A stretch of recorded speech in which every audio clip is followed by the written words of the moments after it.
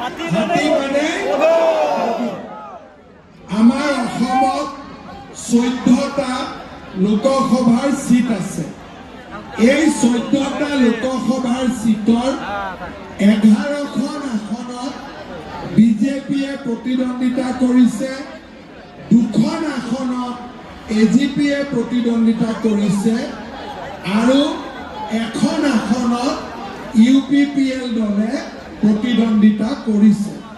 সেইকাৰণে কোকৰাঝাৰত ট্ৰেক্টৰ মানে পদুম, বৰপেটাত হাতী মানে পদুম আৰু ধুবুৰীত হাতী মানে পদুম। ঠিক আছে।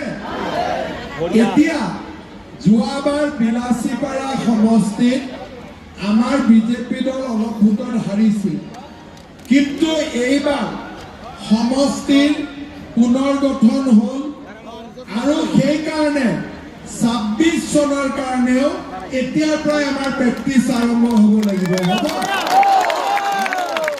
26 চনত আমি বিলাসীপাৰা পদুম ফুল জিকাব লাগিব আৰু আমি লোকসভাটো হাতী পদুম ফুল ইয়াতে আমি জিকাব লাগিব। হ'ব? এতিয়া আপোনালোকে চাওক, হাতী জিকিলে প্ৰধানমন্ত্ৰী কোন হ'ব? হাতী জিকিলে প্ৰধানমন্ত্ৰী কোন হ'ব? তেতিয়াও প্ৰধানমন্ত্ৰী নৰেন্দ্ৰ মোদী, হয়নে?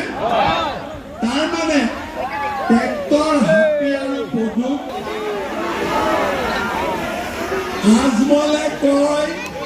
আজমলে কি কয় যে মই জিকিলে ৰাহুল গান্ধী